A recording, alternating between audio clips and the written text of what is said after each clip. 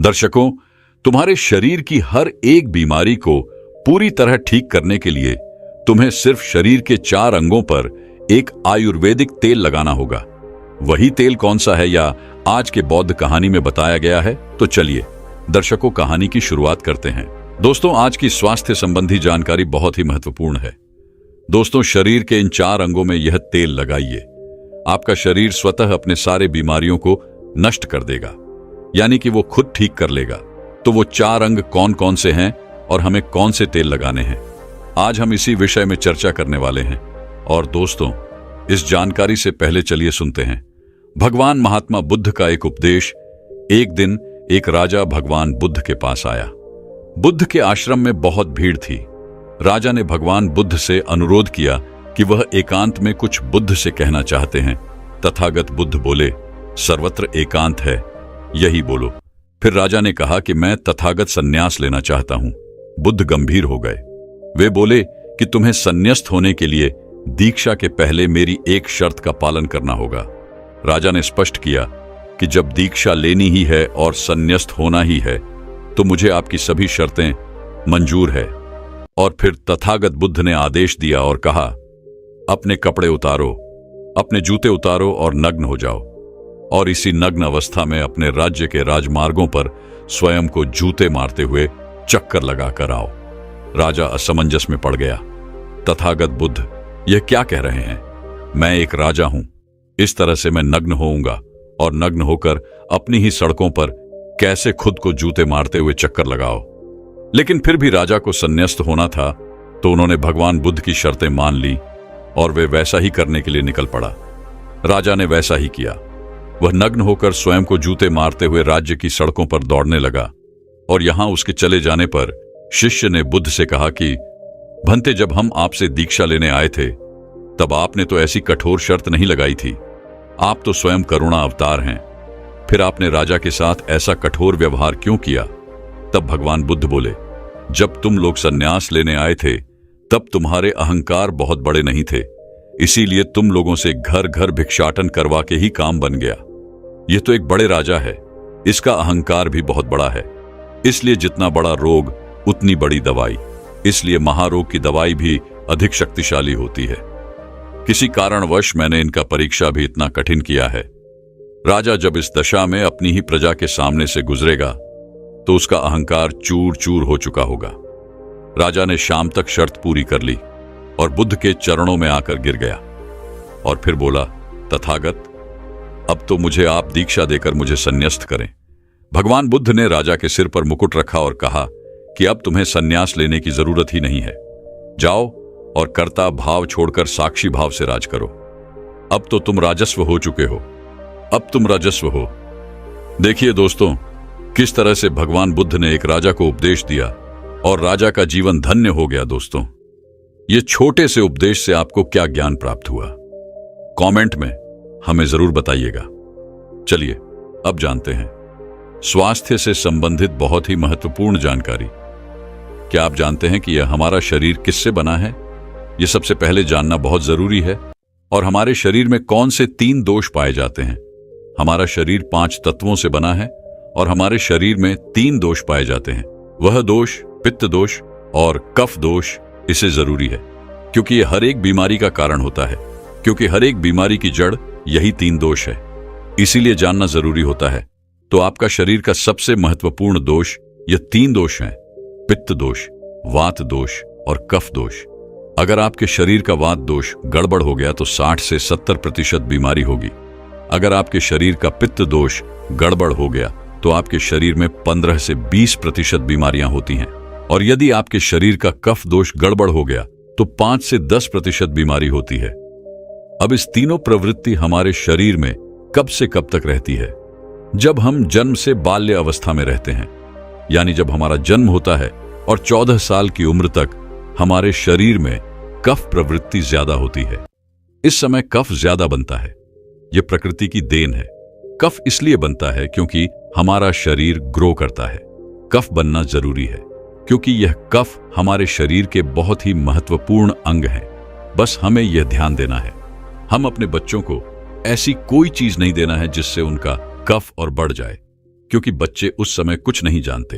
Parents को जागरूक होना होगा। बस हमें अपने बच्चे को कुछ भी ऐसी चीज नहीं देना है जिससे उसका कफ और बढ़ जाए। कफ बनाने वाली चीजें हमें उन्हें नहीं खिलानी है। नहीं तो क्या होगा, कफ से संबंधित जो 5 से 10% बीमारी है, जैसे टीवी, दमा, अस्थमा, एस्नोबिलिया, ये सारी बीमारियां इसकी वजह से होती हैं। ये हर पेरेंट्स को ध्यान देना होगा। उसके बाद हम आते हैं बाल्यावस्था से युवा अवस्था में। युवा अवस्था की आयु कितनी होती है? जब हम 15 साल से 60 साल के बीच में होते हैं, इस समय हमारा शरीर युवा अवस्था में होता है। इस समय हमारे शरीर में पित्त प्रवृत्ति सबसे ज्यादा होती है, सबसे ज्यादा पित्त बनता है। इसलिए हमें यह ध्यान देना होगा कि हम ऐसी कोई भी चीज ना खाएं जिससे हमारा पित्त दोष बढ़ जाए। अगर हमारे शरीर में पित्त दोष बढ़ जाएगा तो हमारे शरीर में 15 से 20% बीमारियां होती हैं। इसके बाद हमारा आता है वृद्धावस्था। 60 साल की उम्र हमारा वृद्धावस्था होता है। इस समय हमारे शरीर में वात दोष बढ़ता है और वात दोष से संबंधित 60 से 70% बीमारियां हमारे शरीर में होती हैं। तो आपको ऐसी कोई चीज नहीं खाना है जिससे वात दोष बढ़े। तो दोस्तों, ये आप समझ गए कि आपके शरीर में 3 दोष का क्या रोल है। इसलिए इन 3 दोषों से संबंधित जो भी जानकारी जहां से भी उपलब्ध हो, एकत्र करें और उसे अपने जीवन में लागू करें। कारण को दूर करें और हमेशा इस बात का ध्यान रखें कि इन 3 दोषों में क्या खाना चाहिए और क्या नहीं खाना चाहिए। इन दोषियों को बढ़ाने वाली चीजें कभी ना खाएं। अब आप इन तीनों दोषियों के बारे में जान गए हैं, तो अब जान लें कि आपका शरीर 5 तत्वों से कैसे बना है। आपका शरीर 5 तत्वों से बना है और इन 5 तत्वों में प्रोटीन्स, विटामिन्स, सारे तत्व आते हैं। अब इस 5 तत्वों में और 3 दोषों में जो भी कमी आती है, तभी आपका शरीर बीमार होता है। अन्यथा आपका शरीर बीमार नहीं होता। अब आप समझ गए आपका शरीर बीमार होने का क्या कारण है। जैसे कुछ लोग रोते हैं, भगवान ने हमें ये कष्ट दे दिया, भगवान ने हमें ये बीमारी दे दिया, हमें गैस्ट्रिक अल्सर हो गया, हमें थायराइड, ब्लड प्रेशर, शुगर हो गया। क्यों हो गया? भगवान ने नहीं दिया, आपने खुद पाला है। जब प्रकृति आपको खाना खाने के नियमों का पालन करने के लिए कहती है, पानी पीने के नियमों का पालन करिए, इस प्रकृति का नियम पालन करिए, तो आप क्यों नहीं कर रहे हैं? जबकि हमारा शरीर उसी तत्वों से बना है, प्राकृतिक तत्वों से ही तो बना है। हमारा शरीर भी पानी से ही तो बना है, खाने से ही तो बना है, पोशाक तत्वों से ही तो बना है। ये सारे नियमों का आपको पालन करना होगा। अब जब ये हमारा पित्त दोष कह रहा है कि ये चीज मत खाइए, पित्त और बढ़ेगा, तो आप उसे क्यों खाते हैं? पिज्जा, बर्गर आप क्यों खाते हैं? चाय आप क्यों पीते हैं? चीनी आप क्यों खाते हैं? मैदा आप क्यों खाते हैं? जब आप ये सारी चीजें खा रहे हैं तो आपके पेट में एसिडिटी बनेगा, आपका पाचन तंत्र बीमार पड़ेगा। तो जब आपका पाचन तंत्र बीमार होगा तो अनेक बीमारियां आपको आएगी। ये तो आप खुद कर रहे हो ना। अब ब्रह्मांड नहीं दे रहा है, भगवान नहीं कर रहा है, आप इसे खुद जाने अनजाने में कर रहे हैं। हम अपने मन को, अपनी जीभ को कंट्रोल नहीं कर पा रहे हैं। तो दोस्तों, ये सारी चीजें आप छोड़ दीजिए। अब बात करते हैं कि हमें अपने शरीर पर कौन सा तेल लगाना चाहिए, कहां पर लगाना चाहिए, इस बारे में जानते हैं। आप समझ गए आपके शरीर का निर्माण कैसे होता है। इसे सुरक्षित रखना आपके हाथ में है। इसकी सुरक्षा आप खुद कीजिए। शरीर के 4 महत्वपूर्ण अंग हैं जिससे आपकी शरीर की सारी नसें जुड़ी हुई हैं। पहला है नाभि, दूसरा है पैर का तलवा, तीसरा है आपकी नाक और चौथा है आपका सर। यह 4 सबसे महत्वपूर्ण अंग है और इन चारों जगह पर आपको तेल लगाना है। बस यह ध्यान देना है कि आपको कब लगाना है और कैसे लगाना है। तो सबसे पहले चलते हैं आपके पैरों के तलवे। जो व्यक्ति रोज सुबह जागकर मॉर्निंग वॉक करता है, नंगे पैर जमीन पर या फिर हरी घास पर, तो दोस्तों उसकी आंखों की रोशनी कभी कम नहीं होती। तो इसीलिए आपको पैरों के तलवे में शुद्ध तोरी का तेल लगाना है। इसके अलावा आप शुद्ध सरसों का तेल भी लगा सकते हैं। जब आप रात में सोने जाएं तो उसके पहले गुनगुने पानी से अपना पैर धो लीजिए। पैर धोने के बाद बढ़िया से उसे साफ कर लीजिए, सूख जाए। जब आप बिस्तर पर लेट जाएं और अपने हाथ से मालिश कर लीजिए। रात में सोते समय यही शुद्ध सरसों का तेल, और जैसे ही आप अपने 5 मिनट दोनों हाथों से मालिश करेंगे, तेल से गर्माहट आएगी, तुरंत ही आपको नींद आना शुरू हो जाएगा। अगर आप नींद की टेबलेट लेते हैं, अगर आप डिप्रेशन में हैं, नींद नहीं आ रहा है, तो यह दूसरे दिन से ही बंद हो जाएगा। आपको नींद की टेबलेट की जरूरत ही नहीं पड़ेगी। आपका पागलपन दूर हो जाएगा। याददाश्त बहुत तेज होती है, दिमाग से संबंधित सारी समस्याएं खत्म, और एक ही बार में आप 10 बजे सो रहे हैं, 4 बजे से पहले आपकी नींद ही नहीं खुलेगी।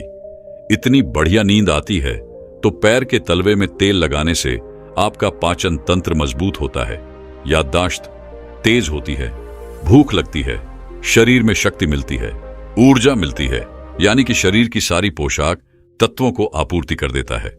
दूसरा स्थान है नाभि, जो कि आपके शरीर का सबसे महत्वपूर्ण अंग है।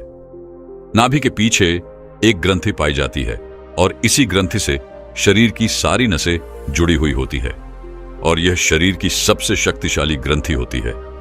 इसलिए नाभि में तेल लगाना चाहिए। आप देखते होंगे, जब आपके घर में छोटा बच्चा होता है तो माताएं उस बच्चे की तेल से मालिश करती थीं, लेकिन अब तो बच्चों को तेल लगाना ही बंद कर दिया। पहले माताएं 8 से 10 बार दिन में बच्चे की तेल से मालिश करती थी। वे कहती थी कि हम जितनी बार तेल की मालिश करेंगे उनकी हड्डियां उतनी ही मजबूत होगी। और वह घर पर बना हुआ शुद्ध सरसों का तेल होता था। और वह शुद्ध सरसों घर का तेल और किसका बनाती थी? किसी सरसों को घूम करके, सरसों को रोककर पहले जो उसी से मालिश करती थी, पहले वह लगा देती, उसके बाद छोड़ा करके। लेकिन आज फैशन बदल गया है। लोग तरह तरह के केमिकल युक्त तेलों से मालिश कर रहे हैं।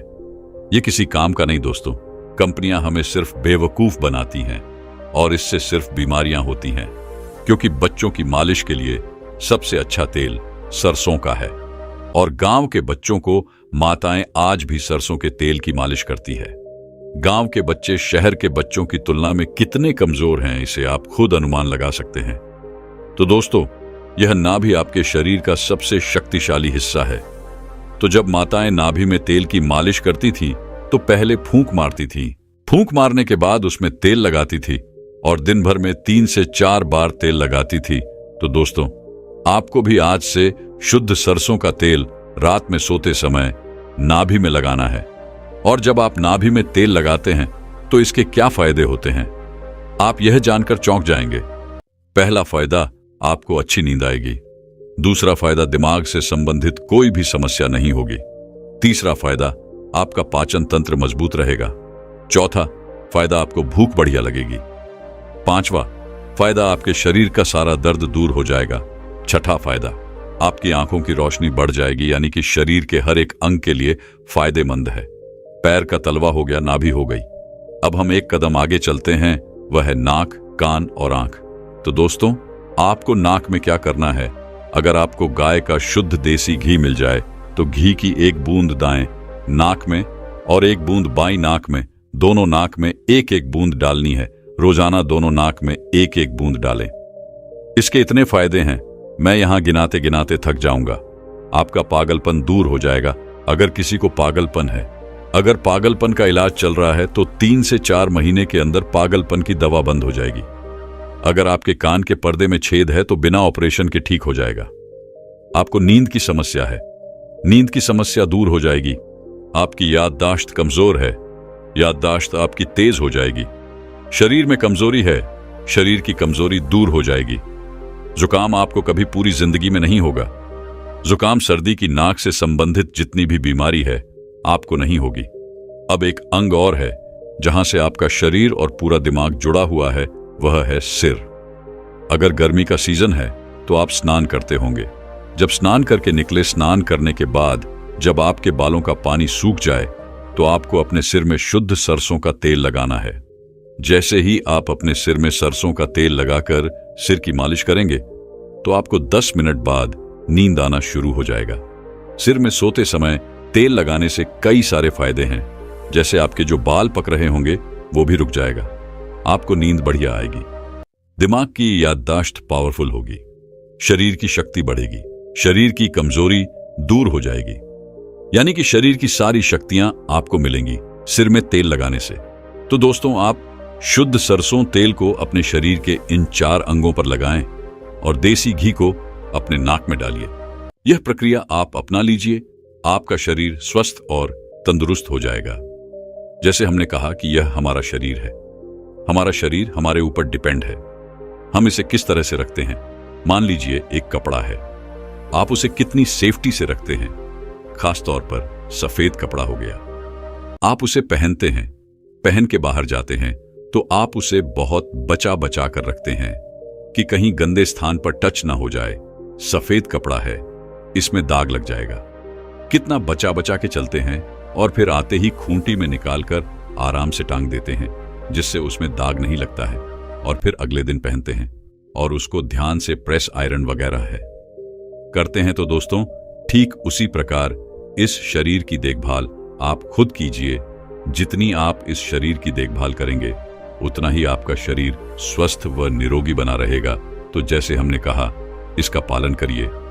जिस प्रकार से आप किसी वृक्ष की जड़ों में पानी डालते हैं तो वह जड़ में डाला हुआ पानी वृक्ष के पत्ते तक पहुंच जाता है, और अगर आप ऊपर ऊपर से जल का छिड़काव करते हैं तो उसका कोई प्रभाव नहीं पड़ता और जल के अभाव में वृक्ष सूख जाता है।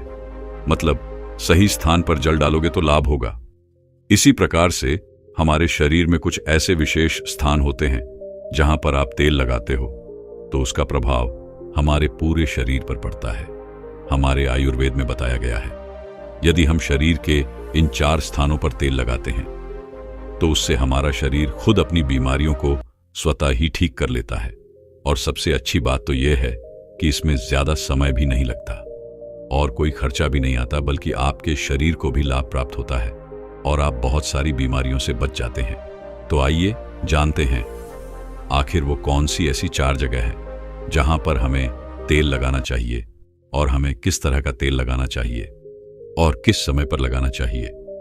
एक बार की बात है, एक गुरु जो आयुर्वेद के बहुत बड़े झाता थे, वह अपने शिष्य से कह रहे थे कि बेटा, क्या आपको पता है कि आपका शरीर किससे बना है? हमारा शरीर 5 तत्वों से बना है।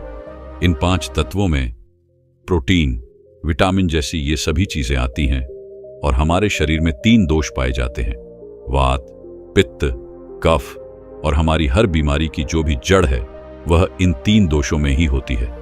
क्योंकि अगर हमारे शरीर में वात बिगड़ता है तो 60 से 70% बीमारियां आती हैं, और अगर पित्त बिगड़ता है तो 15 से 20% बीमारी आती है, और अगर हमारा कफ बिगड़ता है तो हमारे शरीर में 5 से 10% बीमारियां आती हैं।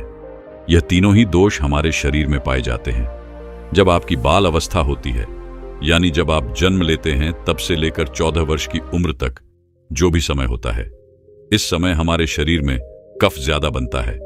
यह प्रकृति की देन है, और यह कफ इसलिए बनता है क्योंकि हमारा शरीर ग्रो करता है।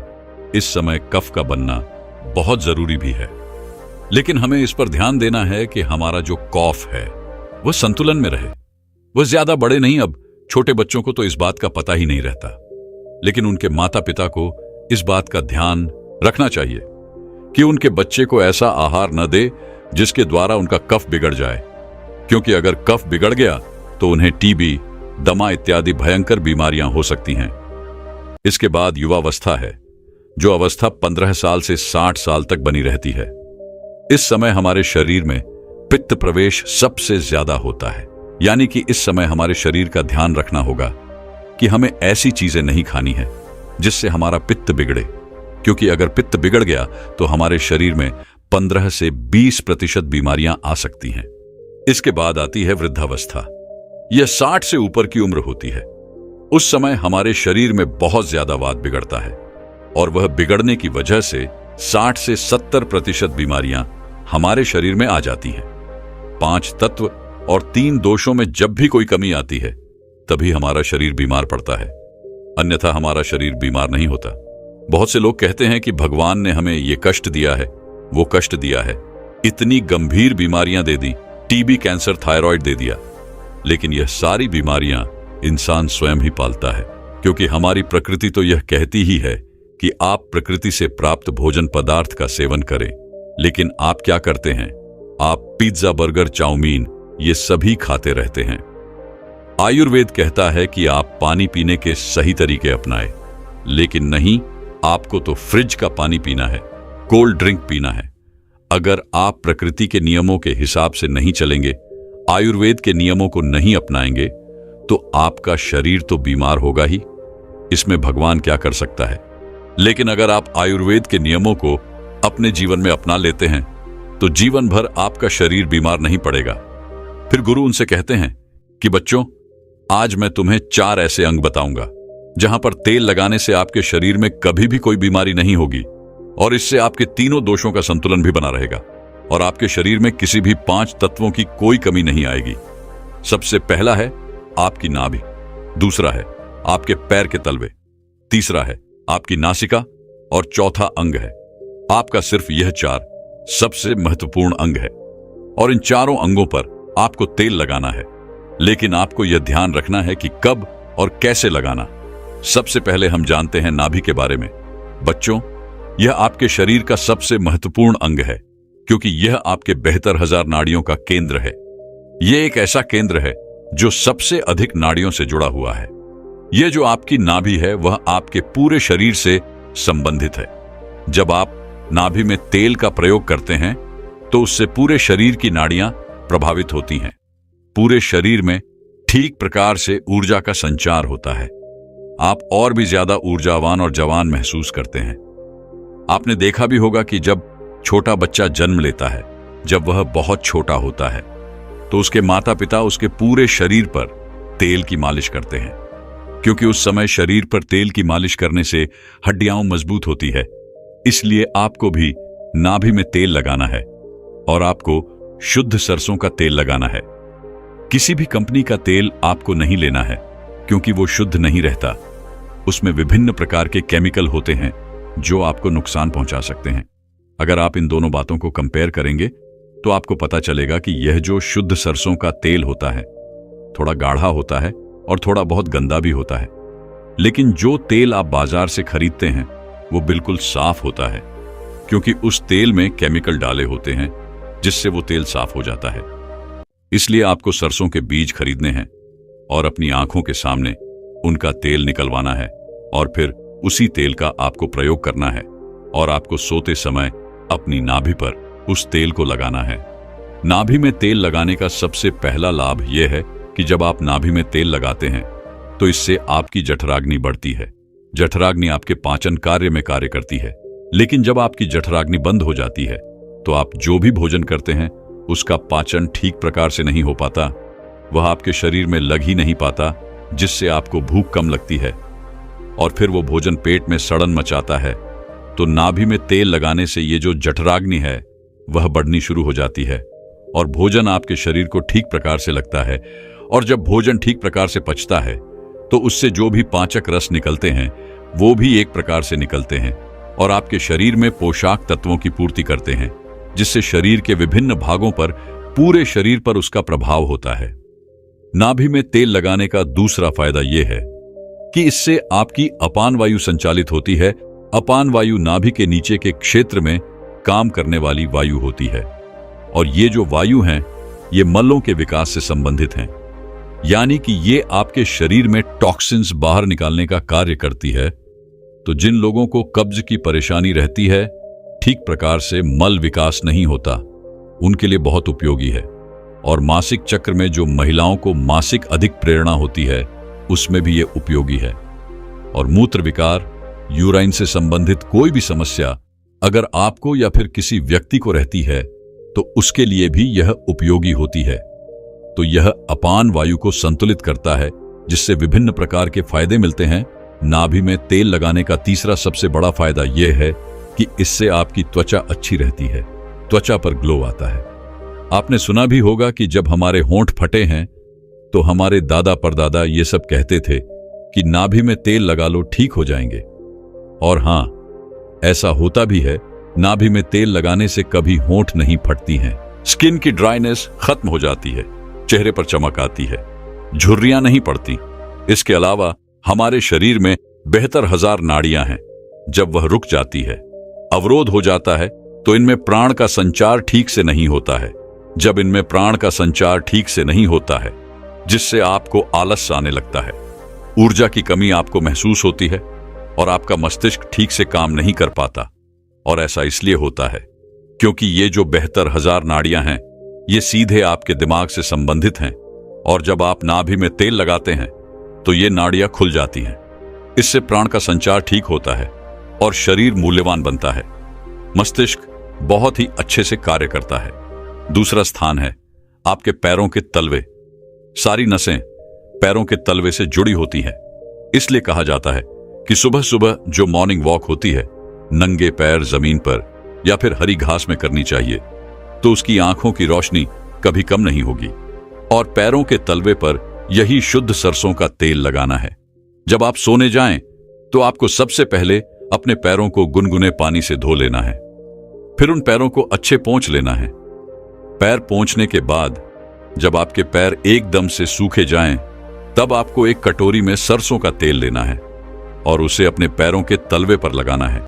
इसके बाद में अगर आपके घर में कांसे की कटोरी है तो उससे अपने पैरों की मालिश करनी है, क्योंकि कांसे के बर्तन से शरीर में जितनी भी गंदगी रहती है वह सब बाहर आ जाती है। कांसे के बर्तन जब हम पैरों में खसर करते हैं तो आपके पैर थोड़े से काले होने शुरू होते हैं। इससे शरीर में विषाक्त पदार्थ कम होते हैं। जिसके पैर के तलवे कम काले होते हैं उसके शरीर में विषाक्त होता है, और जिसके पैरों के तलवे ज्यादा काले होते हैं उनके शरीर में विषाक्त ज्यादा रहता है। अगर आपके घर में आपकी माता है, आपकी पत्नी है, तो आप उनसे अपने पैरों के तलवे की अच्छी तरह से मालिश करवाएं, और अगर नहीं है तो आप स्वयं ही मालिश कर सकते हैं। जब आप 5 मिनट तक अपने पैरों के तलवे की मालिश करते हैं तो आपको तुरंत नींद आना शुरू होती है। जो लोग सोने के लिए नींद की दवाई का प्रयोग करते हैं, जिनको चिंता रहती है, डिप्रेशन रहती है, इसकी वजह से उनको नींद नहीं आती, जिनकी याददाश्त कमजोर होती है, दिमाग से संबंधित कोई भी बीमारी रहती है, तो ये सब खत्म हो जाती है। जब आप सोएंगे तो सीधा 4 बजे आपकी आंख खुलेगी। आपको गहरी नींद और अच्छी नींद आएगी। आपकी चिंता, डिप्रेशन सब खत्म हो जाएगा। अब हम जानते हैं तीसरा, जहां पर आपको तेल लगाना है वह है हमारा सिर। सर्दियों के मौसम में जब आप शाम को नहीं नहाते हैं, लेकिन आप गर्मियों के मौसम में शाम को अवश्य नहाते हैं, तो नहाने के बाद आपके बालों को अच्छे से सूखा लें। उसमें पानी नहीं रहना चाहिए। इसके साथ आपको अपने सर में वही शुद्ध सरसों का तेल लगाना है। आप जो ये विभिन्न प्रकार के तेल लगाते हैं, ये केमिकल से भरे हुए होते हैं। आजकल कंपनियां विज्ञापन दिखा दिखाकर लोगों को अपनी तरफ आकर्षित करती हैं, लेकिन ये सारे के सारे तेल जो हैं वो केमिकल से भरे होते हैं। इनसे हमारे बालों को बहुत नुकसान पहुंचता है। इसलिए आपको शुद्ध सरसों का तेल आपके सिर पर लगाना है। इसकी अच्छे से मालिश करनी है। इससे आपकी थकान दूर होगी और आपको अच्छी तरह और गहरी नींद आएगी। सोते समय सर में तेल लगाने के बहुत फायदे होते हैं। इससे आपके बाल मजबूत होते हैं, आपके बाल काले घने होते हैं, आपको अच्छे से नींद आती है, गहरी नींद आती है, आपकी याददाश्त, आपके दिमाग की शक्ति मजबूत होगी, शरीर में शक्ति का संचार होगा, आपको कभी भी हेयर फॉल की समस्या नहीं होगी। जब आप बालों की जड़ों पर तेल लगाते हैं तो इससे ब्लड सर्कुलेशन बढ़ जाता है, और जब ब्लड सर्कुलेशन बढ़ता है तो वहां पर अत्यधिक मात्रा में ऑक्सीजन पहुंचती है, न्यूट्रिएंट्स पहुंचते हैं और वो अंग स्वस्थ होना शुरू हो जाता है। इसके बाद गुरु उन सभी बच्चों को कहते हैं कि हमारे शरीर का आखिरी अंग जहां पर हमको तेल लगाना ही चाहिए वह है हमारी नासिका। नासिका आपके सिर तक पहुंचने का मार्ग है। इससे हमारा दिमाग प्रभावित होता है। तो बच्चों, अगर आपको शुद्ध देसी गाय का घी मिल जाता है तो आप तेल की जगह घी का प्रयोग भी कर सकते हैं।